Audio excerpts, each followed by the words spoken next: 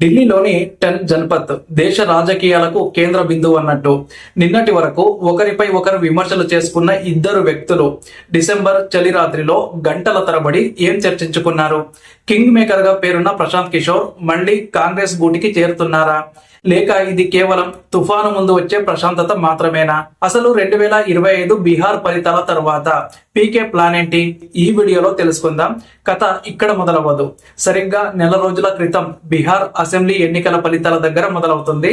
2 ఏళ్ల పాటు 3000 కిలోమీటర్ల పాదయాత్ర చేసి వేల గ్రామాల్లో జనంతో మమేకం అయ్యి బీహార్ రూపురేఖలు మారుస్తానని చెప్పిన ప్రశాంత్ కిషోర్ జన్ సురాజ్ పార్టీకి ఎదురైన ఫలితం ఏంటి? 0. అవును, 238 స్థానాల్లో పోటీ చేసిన ఒక్క సీటు కూడా గెలవలేకపోవడం రాజకీయ వర్గాలను విస్మయానికి గురి చేసింది. పీకే అంచనా తప్పిందా, లేక బీహార్ ప్రజలు తన వ్యూహకర్త ముసుగును రాజకీయ నాయకుడిగా అంగీకరించలేదా? దాదాపు 99% మంది అభ్యర్థులు డిపాజిట్లు కోల్పోయారు. ఈ ఓటమి పీకే కెరీర్ లోనే అతిపెద్ద మచ్చగా మిగిలిపోతుందన్న తరుణంలో ఇప్పుడు కాంగ్రెస్ నుంచి వినిపిస్తున్న వార్తలు దేశ రాజకీయాల్లో ప్రకంపనలు సృష్టిస్తూ ఉన్నాయి. ఓటమి తర్వాత మౌన వ్రతం వహించిన పీకే ఒక్కసారిగా ప్రియాంక గాంధీతో భేటీ అవ్వడం వెనుక ఉన్న అసలు రహస్యం ఏంటి? ఇది కేవలం మర్యాద పూర్వక భేటీ మాత్రమేనా, లేక 2029 సార్వత్రిక ఎన్నికలకు పడుతున్న ముందస్తు పునాదా? అంటే ప్రియాంక గాంధీ పీకే ఆ పాత జ్ఞాపకాలన్నమాట. నిజానికి ప్రశాంత్ కిషోర్ కి గాంధీ కుటుంబానికి మధ్య అనుబంధం ఇప్పటిది కాదు. 2022లో ఆయన కాంగ్రెస్ లో చేరతారని అంతా భావించారు. 10 జన్పథ్ లో సోనియా గాంధీ ముందే పవర్ పాయింట్ ప్రజెంటేషన్ ఇచ్చారు. కానీ ఆ రోజు రాహుల్ గాంధీ మరియు కాంగ్రెస్ లోని సీనియర్లైన ఓట్ గార్డు పీకేకి పూర్తి స్వేచ్ఛ ఇవ్వడానికి నిరాకరించారు. దీంతో పీకే సొంత దారి చూసుకున్నారు. కానీ ఇప్పుడు సీన్ మారింది. ప్రియాంక గాంధీ ఇప్పుడు వయనాడ్ ఎంపీగా పార్లమెంట్ లో అడుగుపెట్టారు. కాంగ్రెస్ లో ఆమె పట్టు పెరుగుతోంది. బీహార్ లో కాంగ్రెస్ కూడా దారుణంగా దెబ్బతిన్న పరిస్థితుల్లో ప్రియాంకకు ఒక బలమైన వ్యూహకర్త అవసరం ఉంది. ఇటు పీకేకి కూడా తన జన్ సురాజ్ ను జాతీయ స్థాయిలో నిలబెట్టాలన్నా, లేదా తన రాజకీయ అస్తిత్వాన్ని కాపాడుకోవాలన్నా కూడా ఒక జాతీయ పార్టీ మద్దతు తప్పనిసరి అని అర్థమైంది.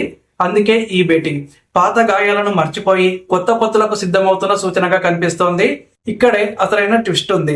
ప్రశాంత్ కిషోర్ తన పార్టీని కాంగ్రెస్ లో విలీనం చేస్తారా, లేక కాంగ్రెస్ వ్యూహకర్తగానే ఉంటూనే తన పార్టీని కొనసాగిస్తారా? పీకే ఎప్పుడు కూడా ఒక మాట అంటూ ఉంటాడు, బీహార్ మారితేనే దేశం మారుతుంది అని. కానీ ఇప్పుడు బీహార్ ఎన్నికల తర్వాత ఆయన తనను తాను అభిమన్యుడితో పోల్చుకుంటూ ఉన్నాడు. చుట్టూ చక్రవ్యూహం ఉన్నా కూడా పోరాటం ఆపనని చెప్తూ ఉన్నారు. జాతీయ స్థాయిలో ఒక థర్డ్ ఫ్రంట్ లేదా ఒక ప్రత్యామ్నాయ శక్తిగా ఎదగాలనేది ఆయన కల. అయితే క్షేత్రస్థాయిలో కేడర్ లేనిదే రాజకీయం చేయడం సాధ్యం కాదని 2025 ఫలితాలు ఆయనకు గట్టి పాఠం అయితే నేర్పాయి. అందుకే ఆయన ఇప్పుడు ఒక పక్కన కాంగ్రెస్ తో టచ్ లో ఉంటూనే మరో పక్క తన జన్ సురాజ్ నెట్వర్క్ ను దేశవ్యాప్తంగా విస్తరించేందుకు ప్లాన్ చేస్తూ ఉన్నారు. ముఖ్యంగా దక్షిణాది రాష్ట్రాల్లోని యువతను, టెక్సావీ పీపుల్ ని ఆకర్షించేందుకే ఆయన సరికొత్త డిజిటల్ క్యాంపెయిన్ కు సిద్ధమవుతున్నాడు.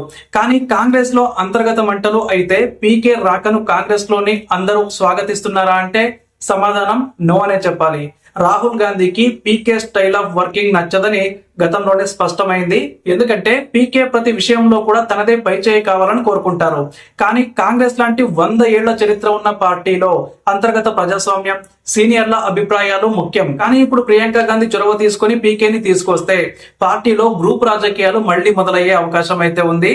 కానీ ఒకటి మాత్రం నిజం, 2024 ఎన్నికల్లో కాంగ్రెస్ పుంజుకున్న 2025 రాష్ట్రాల ఎన్నికల్లో బీహార్, ఢిల్లీ వంటి చోట్ల ఎదురైన పరాజయాలు హైకమాండ్ ని ఆలోచనలో పడేశాయి. పీకే ఇచ్చే డేటా, ఆయన చేసే సర్వేలు పార్టీకి ఆక్సిజన్ లాంటివి. అందుకే విమర్శలు పక్కన పెట్టి గెలుపు గుర్రం ఎక్కాలంటే పీకే అవసరం కాంగ్రెస్ కు ఉందనేది జగమెరిగిన సత్యం. అండ్ ఇప్పుడు ముందున్న కాలం చాలా కీలకం. 2026లో తమిళనాడు, కేరళ వంటి రాష్ట్రాల్లో ఎన్నికలున్నాయి. అక్కడ పీకే వ్యూహాలు అద్భుతంగా పనిచేస్తాయని గతంలోనే నిరూపితమైంది.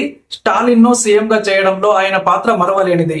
ఇప్పుడు అదే మ్యాజిక్ ను కాంగ్రెస్ కోసం ఆయన వాడతారా అనేది $1 మిలియన్ ప్రశ్న.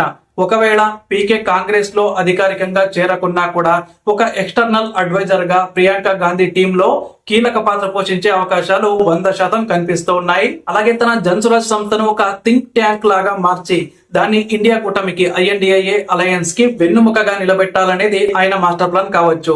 ఇటు బీహార్ లో తన పట్టు కోల్పోకుండా అటు జాతీయ రాజకీయాల్లో చక్రం తిప్పడమే పీకే అసలైన వ్యూహం. కాబట్టి రాజకీయాల్లో శాశ్వత మిత్రులు శాశ్వత శత్రువులు కూడా ఉండరు, కేవలం అవకాశాలు మాత్రమే ఉంటాయి. ప్రశాంత్ కిషోర్ ఒక ఓడిపోయిన ఆటగాడు కాదు, ఒక గాయపడిన సింహం లాంటోడు. బీహార్లో ఎదురు దెబ్బ తగిలినా కూడా ఢిల్లీ పీఠాన్ని శాసించే సత్తా తనలో ఇంకా ఉందని ఆయన నమ్ముతూ ఉన్నారు. ప్రియాంక గాంధీతో ఈ భేటీ కేవలం ఒక చర్చ కాదు, అది ఒక కొత్త రాజకీయ యుద్ధానికి నాంది అన్నట్టు. సో ప్రశాంత్ కిషోర్ కాంగ్రెస్ కు పూర్వ వైభవం తెస్తారా, లేక తన జన్సురాజ్ ను దేశవ్యాప్త ఉద్యమంగా మారుస్తారా? కాలమే సమాధానం చెప్పాలి. కానీ ఒకటి మాత్రం ఫిక్స్, 2029 వైపు అడుగులు ఇప్పుడే మొదలయ్యాయి. మీకేమనిపిస్తుంది? పీకే కాంగ్రెస్ లో చేరడం ఆ పార్టీకి ప్లస్ అవుతుందా, లేక ఆయన తన సొంత పార్టీని బలోపేతం చేసుకోవడమే మంచిదా? మీ అభిప్రాయాలను కింద కామెంట్ లో తెలియజేయండి. మరిన్ని ఇలాంటి ఇన్ డెప్త్ అనాలిసిస్ కోసం మా ఛానల్ ని ఇప్పుడే సబ్స్క్రైబ్ చేసుకోవడం మర్చిపోకండి. జై హింద్.